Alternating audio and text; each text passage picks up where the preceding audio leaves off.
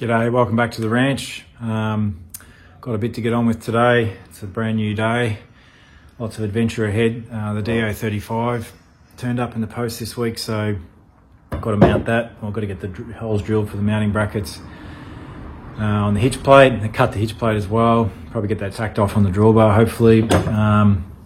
My mounting brackets also for the jockey wheel turned up, so I can drill the holes on the chassis where that's going to be mounted.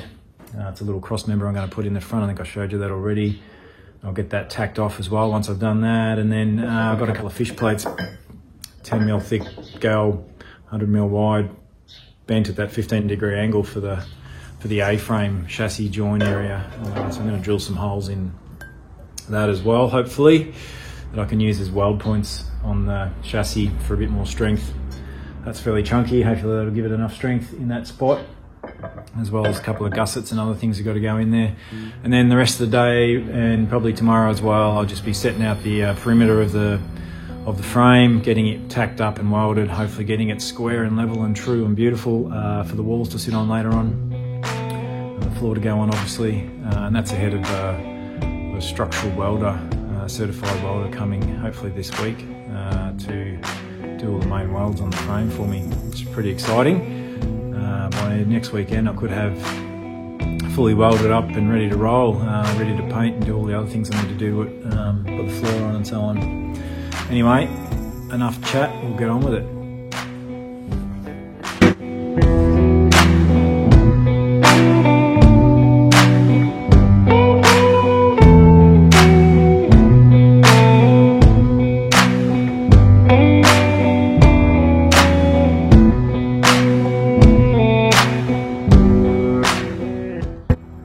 Almost success. Got through two. Third one, wasn't loving it. The old Makita hole saw. Doesn't like 10mm thick steel. Anyway, I'll have to get a proper metal drill bit, inch diameter one. Go from there. Okay, I've got the DO35. This is a bit of plate I'm going to use to attach it to, and attach it to the drawbar, obviously. So it's just a matter of getting it centered. I've got the marked out here where the A-frames are. I'll put that on there and drew it upside down, so I've got a representation of where it sits. I'm gonna have to cut that off, that's waste, and then drill these 4 mounting holes out. I think I'll drill the mounting holes out first before I do any cuts, because if I screw those up, then I've still got another piece over here I can use without doing this big cut through the guts of it and wasting it. So I'll get that done and then put it on and get it tacked up.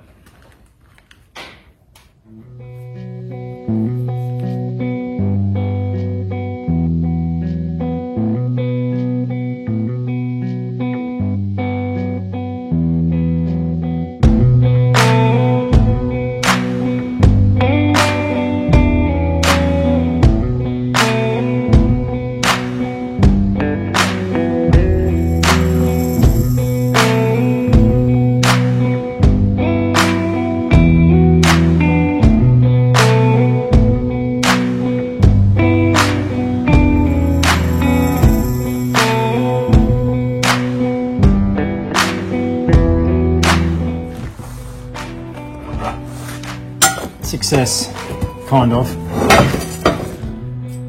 Got all the holes drilled, but the old drill doesn't like the bit of hurt on it. She started smoking out the top. Had to sharpen the bit a few times on the grinder. Got there in the end. I thought I'd destroyed my reasonably new drill. It's a bit over the top for the old girl, but anyway, we got there in the end, so all good. Happy with that. daylight. Spot on.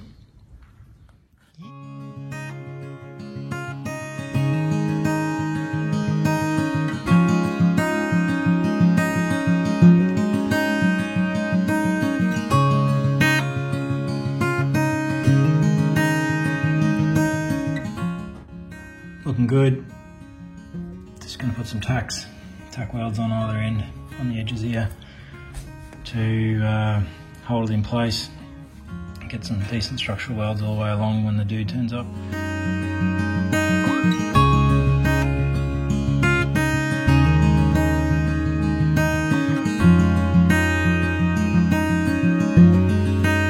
About here I realised I need to just check that it's still square and beautiful after I'd flipped it and done everything else. I'm glad I did, because it had moved a few mil.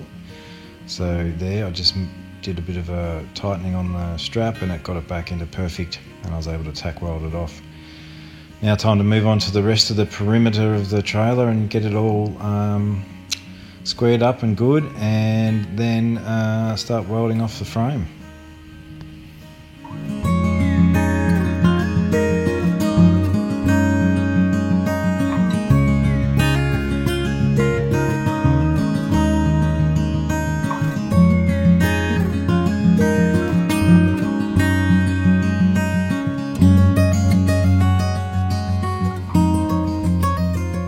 Yeah, it's about now I realised that the floor being out of level and not flat with a big dip in the middle was going to cause me a lot of curry for the rest of this build. So I resolved to flip the trailer over and try and measure up from the top down instead of the bottom up, and make everything flush with the top. I didn't film the flipping over because I didn't want part of my obituary in the future to be a video of the chassis falling on my head. So we'll see how we go. Okay, so I think I've figured it out. If I run that straight edge across the chassis, it means I've got the top edge of the chassis all the way along, and then the piece that I put in underneath I clamp off to the straight edge and make it level with the edge in both directions. Put a right angle magnet in that corner just to true that up if it's a little bit off. Do the same on the other end. Then I know I've got two small pieces exactly parallel and perpendicular to the chassis and level with the chassis. So hopefully that works, and then I'll just carry on and do that along each piece. And then I'll run a straight edge also down along the length of the whole thing, sitting on top of each piece, just make sure that they're all flat.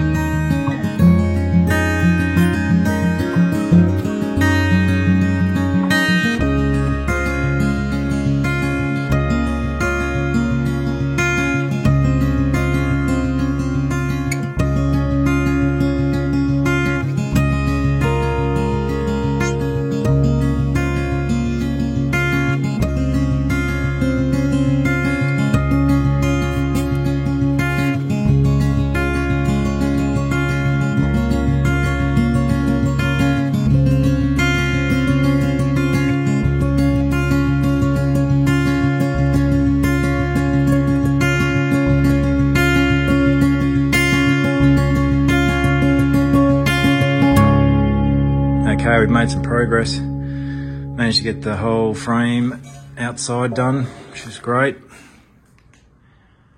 It's all pretty straight and square. I'm pretty happy with it. That back corner there, we can see the straight edge is sitting on it. It's got a mil or two lower on that edge, but I think that'll be all right. I just won't glue that. I just won't clamp that piece, that floored piece down as hard as the rest and let the glue do its work. And this piece here, it's probably a mil, 2 mils too long. So it sticks out a little bit that way more than I'd like, but 2 mils over nearly 4 meters. I'm not sure that's going to be a problem. I'll get enough flex in that panel there. It'll just be a 2 mil bulge out to the side. Not perfect. I may cut that and push it in and re-weld it. It's probably what I'll do because I'm feeling it's going to be easier later on. That's the mudguards in place. They're obviously going to be cut down. This bit at the bottom's going to be cut off level with the frame and they'll be welded in, but that's about the height they'll sit, I reckon. Obviously the floor covers this whole area on top of the chassis. To finish that off, what have I got to do now? There's still a cross member that goes in here, but it's got to sit over the fish plate, so I can't actually put it in until the fish plates are welded off by the structural welder, certified welder. So that's a job for Ron. I've still got to drill the last couple of holes in those fish plates too, because they gave me a grief earlier and I couldn't get through those last two, so I'll try and get that done today somehow. What have I got to do as well? I'm going to put the bumper on, but I'm not going to do that until the structural guys finish, because we need to be able to flip this over, and with bumper bars sticking up in the air like that, the rails for it are going to be in the way, so I won't do that. There's a piece of 50 by 50 that runs through the center here. I've got to put that in, but yeah, pretty happy so far. Everything's straight and good. It's working out pretty well. Get back into it. Don't try this at home, kids. I'm going to attempt to flip it over with using my block and tackle. There's a few times I'm going to need to flip it over during the process for welding and painting and a few other things. So I need to get some solution that's going to work effectively when it gets a lot heavier with different things hanging off it. So ton rated block and tackle, 1 ton rated strap, up to a beam in the roof that's at that apex there, joins at that apex. I don't know what that's going to be rated at, but I imagine it'll be strong enough to carry what I think is probably going to be, I mean, there's 200 kilos roughly worth of steel in that, actually a bit less than 200 kilos, and I was able to lift it. I can lift it off the ground, but not great for lower back, so I think this will be fine. I'm not actually going to lift it off the ground. It's never going to carry the full weight of the thing. It's going to be sitting resting on the ground, so it's only ever going to carry the weight of the downforce on one side of the chassis as it's picking it up. We'll take it nice and easy, and I'll take you along for the ride, and if the roof collapses on my head, this could be the last time you see me, so, or hear from me, so wish me luck.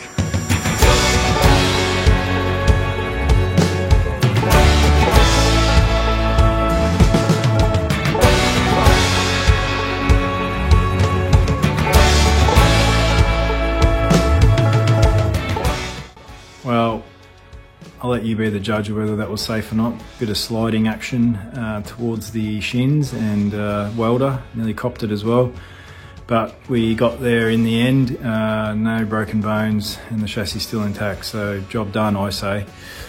I've decided I'm going to try and lift it and put it up onto some elevated workhorse situation so that I can work at it at waist height rather than down on the ground from now on.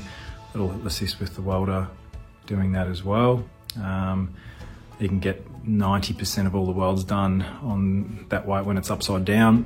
The only bits you'll need to then finish are the 50mm sections on top of each of the frame joins, and also the hitch plates. There's a couple of fairly long welds there. I'm not sure whether you'll want me to flip the whole thing over to get to those, or you can do them upside down. Hopefully upside down, because it'll make my life easier. Yeah, so we'll get it up on some workhorses, and then I will put all the suspension components into place and tack them so they're ready to roll. And then the last bit's just to cut that last cross member. It's got to go in, which I talked about earlier. Still thinking about that one, but we'll get to it eventually.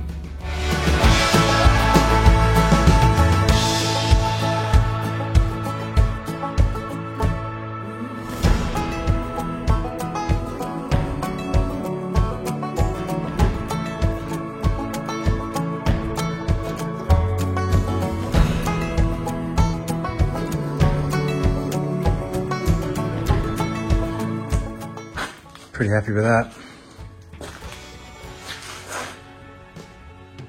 Use that intersection there on those two beams. Pretty lightweight stuff up there, but did it no worries, didn't flex at all. So she's up on some horses now. Up off the ground, no more squats. The glutes are going to love me. It tells you they've been sore. So yeah, we'll get on with it. Put all these suspension components in here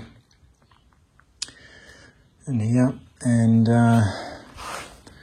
figure out that cross member. Job done. Get on with it.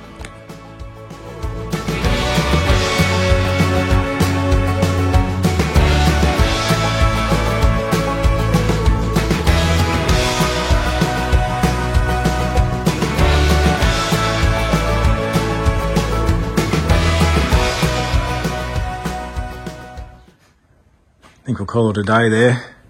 Fairly knackered. It's getting quite hot in the shed. It's going to be 34 tomorrow, so the shed's already starting to heat up with the hot wind blowing in. Didn't get as far as I wanted to this afternoon. I've been doing a lot of thinking about things, placement of stuff. Yeah, I've got to put that cross member in, cut it to fit. That'll go in once those fish plates are welded off. Got the suspension hangers, the swing arm hangers mounted, just tacked in place. That's where they've got to go.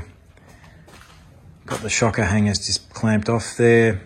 Got to determine the distance from the chassis for those. There's 3 options in the weld diagram, and I'm not sure which one I'm supposed to use, so I've just contacted Tough Ride to find out what they say. There's an airbag mount there.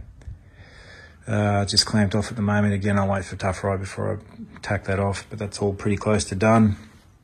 I've got to spend the next hour or so in the house on the computer, just figuring out tank sizes that'll fit now that I know how it all sits and what this cross member is going to do. Apart from that, we're looking pretty good. A couple little things I'll end up doing. I think I'll put a cross member that goes up, meets that there, just for a bit of strength, because that's a fairly long section hanging off the side. A couple more gussets, maybe one in here. Not sure yet. I'll see how that all looks based on tank sizes and everything else, and we'll go from there. Thought it'd be a good opportunity to interject at this point and talk a bit about the tools I'm using to get the chassis done. I'll talk about tools for subsequent parts of the project later on, but I thought it'd be good to run through what I've used so far, and also to point out that you don't need to spend a gazillion dollars on this stuff if you're not a professional that's going to use them every day of the week, every day of the year. Okay, we'll kick off with a straight edge. That's one of the things I've used quite a bit during the build to get straight lines. I've got a couple. This one runs the full width, greater than the full width of the van chassis, and the other one I've got runs greater than the full length. You can just get those from an aluminium supplier. Just get pieces of square tube, rectangular tube, cut to length. Just make sure they're straight. Very useful. Cut-off saw, use that quite a bit just for shortening lengths of steel, getting them to the length I need them. That's been pretty useful. Cheapie from eBay.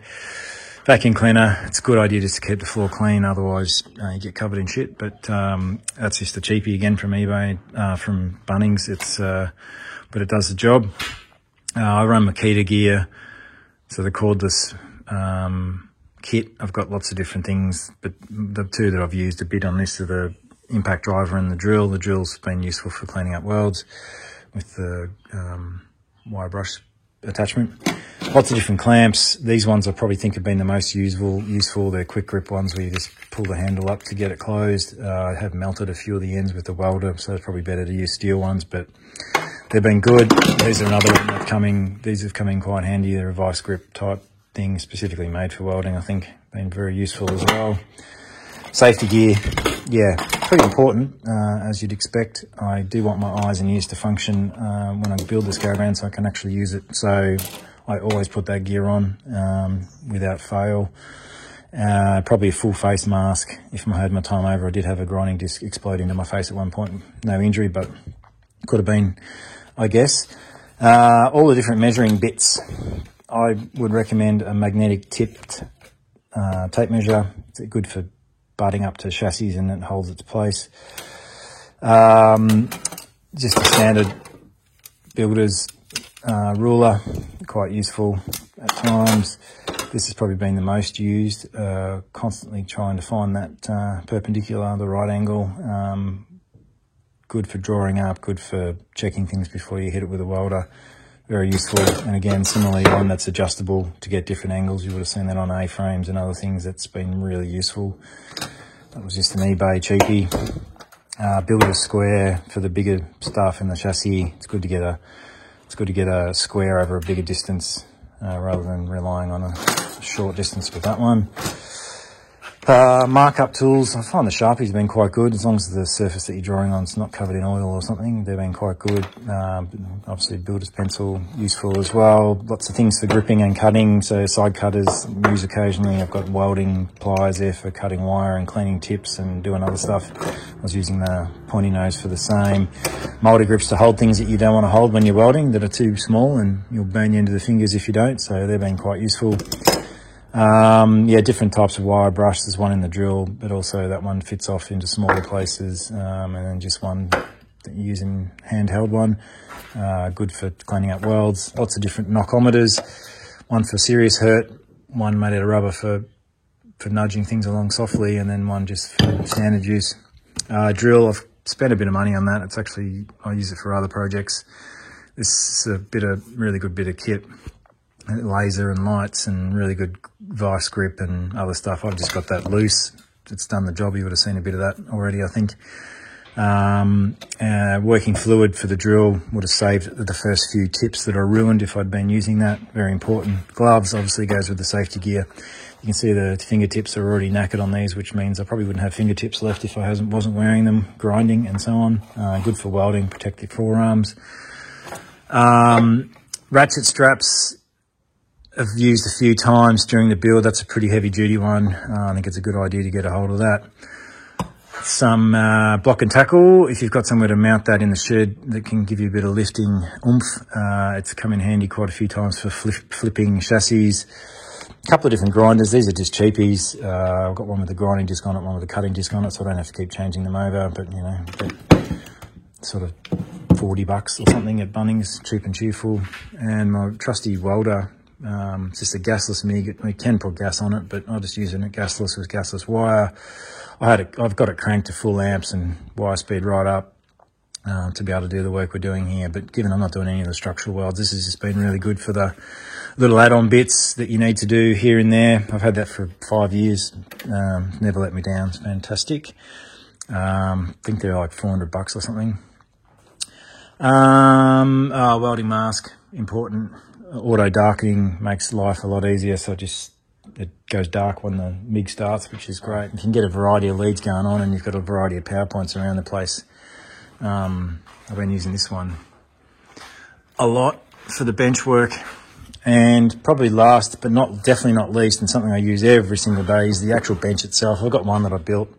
It's on casters, steel framed, just with a bit of MDF on top. To be able to move that around and the flexibility that affords, it's been fantastic. And just recently bought this vise, which has also been very useful.